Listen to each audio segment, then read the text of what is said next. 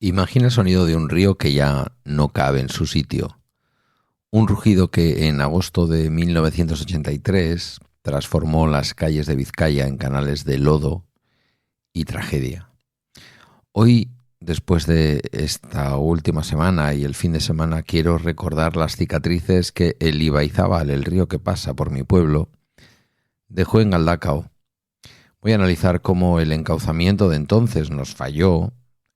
Las políticas en ese sentido en aquel momento eran inexistentes, y analizamos cómo el encauzamiento del río actual, las nuevas obras en lo que llamamos Puente de Mercadillo y en Zuazo, junto a la planta de Coca-Cola, intentan reescribir nuestra seguridad frente a la fuerza de la naturaleza. Quédate, porque para entender el futuro del cauce hay que haber nadado en el barro del pasado. Hasta las orejas me puse yo de barro, sacando barro del sótano del ambulatorio de Galdakao. Comienza Bala Extra con Pedro Sánchez. Egunon, buenos días. Hoy es miércoles 11 de febrero de 2026 y este es el capítulo 1643 de Bala Extra. Un podcast sobre mis cosas que en el fondo son las tuyas y quizás hoy más que nunca, porque a lo mejor de alguna forma te has podido ver afectado, ¿no? El sábado estaba hablando con nuestro querido Yoyo. En su pueblo el agua no era potable, tenía que andar el hombre moviendo agua de un lado para otro para tener agua en casa para poder beber, agua de boca que se llama. En fin, hoy vamos con la memoria del agua y el río Ibaizábal. Mirad, las inundaciones fueron en agosto del 83. Era la Aste Nagusia, fue y es hoy todavía la Aste Nagusia, la semana grande de Bilbao más amarga, un sistema de bajas presiones que descargó más de 500 litros por metro cuadrado en 24 horas. A mí no me pilló aquí, a mí me pilló de excursión al santuario de Lourdes, en Francia, en el sur de Francia. Había venido un autobús, no me acuerdo dónde estaba entonces mi tía la monja, pero venían en una peregrinación en autobús y nos sumamos a ellas en Pamplona.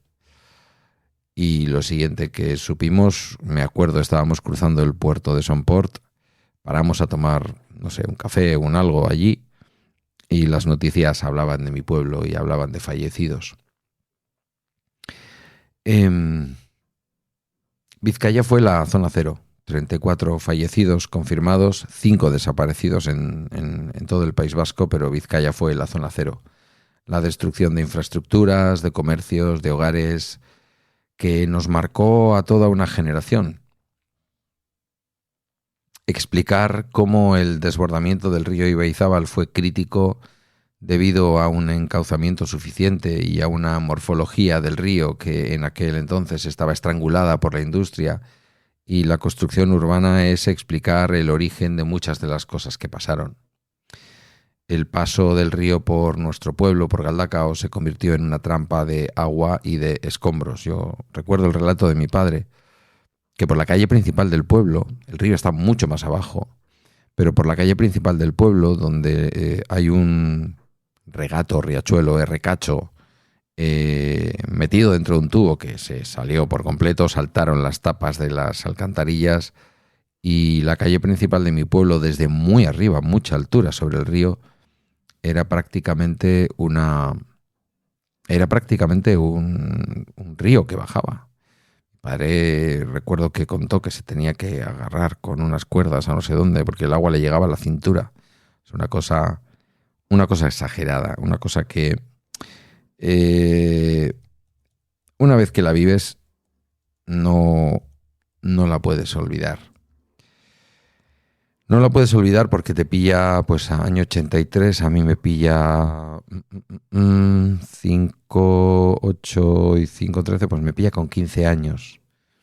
Me pilla con 15 años y, sin embargo, eso no impide, en ningún momento impide que yo me implique, ¿no? Que todos nos implicáramos, que fuéramos allí con botas, con guantes. Y recuerdo haber estado sacando, bueno, por supuesto, las clases estaban suspendidas en el instituto. Estuvimos sacando varios días seguidos barro. En mi caso, el lugar de trabajo fue los bajos del el aparcamiento de ambulancias y el pequeño sótano que tiene el ambulatorio de Galdacao. Hoy miércoles la foto es distinta de todo aquello, ¿no? Miramos a nuestro alrededor y, bueno, se puede ver la intervención de URA, que es la Agencia del Agua del Gobierno Vasco. Ha hecho falta mucha ingeniería y mucha inversión para que podamos dormir más tranquilos. No han vuelto a haber inundaciones tan gordas, pero sí alguna. Recuerdo perfectamente el cuartel de la Guardia Civil está justo al lado del río y a la altura del río, una zona toda de huertas que quedó completamente inundada porque es una zona más baja que el pueblo y el agua llegó al pueblo. Imaginad que ahí cubrió prácticamente entero el edificio del cuartel de la Guardia Civil, que tiene 2 alturas, o sea, abajo y 2 alturas. Fueron acogidos en aquel momento en las casas de enfrente. Recordad que vivíamos una situación muy extraña desde el punto de vista político y de la violencia. Se subrayó muchísimo, que en municipios donde gobernaba Herri Batasuna, como Llodio o Laudio, un municipio de Álava que está prácticamente a través del Valle de Ayala, metido en Vizcaya, el papel de la Guardia Civil ayudando a las personas a salvar la vida. Bueno, todo aquello fue muy emocionante. Hoy en día todavía me pongo a hablar de ello y la verdad es que me tiembla la voz porque se despiertan emociones de aquella época, ¿no? Se despiertan emociones de aquella época. Como te digo, se han hecho obras en el puente de Mercadillo. Es un puente que está a la salida de Galdacao hacia Bilbao, en la carretera nacional entre Donosti y Bilbao, en la nacional 634. Era un puente que tenía cierta historia. Hay 3 puentes en Galdacao con historia. Un par de ellos quedaron muy tocados. Bueno, por fortuna se han reconstruido. Alguno llega de ser un puente romano, ni más ni menos. Y este en concreto, el puente de Mercadillo, que está en el barrio de Bengoeche, junto a la planta que Norvega, Sociedad Anónima, una filial de Coca-Cola España, tiene en mi municipio donde se embotella la Coca-Cola que bebes. Bueno, la Coca-Cola que bebes si vives en el norte de España, que Coca-Cola tiene muchas plantas de embotellado. Ahí se ha hecho una obra estupenda que ha mantenido la esencia del viejo puente, pero lo ha alargado. Y es una zona en la que claramente el río se ha anchado, ¿no? Se ha ensanchado, se le ha dado mucho más caudal potencial. Hay otras obras que me gustan menos, pero que entiendo que son necesarias, ¿no? Las obras que están por encima del puente, que va desde Galdacao al barrio de Zuazo, pues prácticamente han empedrado todo el margen del río, ¿no? Lo que hace que se elimine de mi cabeza pues una visión clásica de cuando yo iba a la escuela, a la escuelita de la empresa, de la Unión Española de Explosivos, donde fui hasta quinto de GB, primero, segundo de parvulitos, primero, segundo, tercero, cuarto y quinto de GB, y que me hacía ver esa naturaleza, ¿no?, exuberante y maravillosa que tiene Galdacao, allí al pie del río. Y escuchar además, como me contaban algunos compañeros, que sus abuelos habían vivido siempre en la zona, como había habido pesca en el río, y yo ver un río muerto, un río en donde bajaba como si fuera un glaciar. Bajaban trozos como de hielo, pero eran realmente trozos de una espuma densa que soltaba la papelera de Durango mucho más arriba en el cauce del río que viene desde el río por ahí. También hay un puente nuevo que lleva a ese barrio que menciono, el barrio de Zuazo, pero por otro lado, en una esquinita ya del pueblo, en donde se conecta con donde se ha instalado un Obramat y el Mercadona al que vamos ahora, precisamente para darle tranquilidad al barrio de Zuazo y sobre todo que el transporte pesado pueda entrar por un puente que antes no existía y que ahora va a conectar directamente la carretera nacional 634 Bilbao-Donosti, la va a conectar directamente con la zona industrial de ese barrio. Se ha eliminado ese efecto presa que tantos sustos nos había dado a lo largo de la historia. Ahora el cauce tiene espacio, tiene un diseño pensado para la hidráulica del siglo XXI y no para las necesidades industriales del siglo XIX, ¿no? Con un montón de empresas pegadas al río para enfriar sus procesos industriales y recibir una buena parte de sus residuos. Recordar 1983 no es solo un ejercicio de nostalgia o de luto, de verdad que de luto. Es una forma de valorar que, aunque la naturaleza siempre mande, hoy estamos mucho mejor preparados para que el Ibaizábal sea un vecino y no una amenaza. Pero también quiero llamar la atención con este capítulo de memoria respecto a cómo, aunque en las obras públicas hemos mejorado, todo es peor. Todo es peor porque no podemos permitir que la naturaleza conviva con nosotros y con nosotras, fundamentalmente porque la hemos enfadado, porque el planeta se ha calentado, porque los fenómenos meteorológicos son extremos.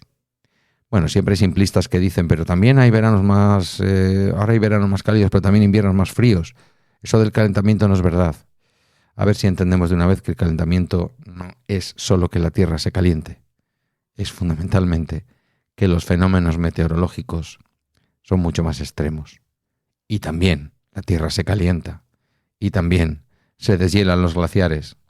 Y también surgen nuevas oportunidades para el imperialismo de las naciones, gracias a que la Tierra aflora debajo del hielo eterno y también el mar aflora debajo del hielo eterno, lo que hace que se generen nuevas rutas marítimas y nuevos problemas geoestratégicos, como es el caso de Groenlandia, China, Rusia, Estados Unidos. Esa es la conexión que encuentro entre mi río, maravilloso río Ibaizábal, que alguna vez os he dicho significa río ancho, río caudaloso. Me gusta pensar que río grande, aunque no sería una traducción literal. Aunque, concho, me gusta mucho Ibaizábal. No necesito que se llame río grande. El río que aporta más caudal, el más largo e insisto, el más caudaloso de los dos ríos que alimentan la ría de Bilbao, el Nervión y el Ibaizábal.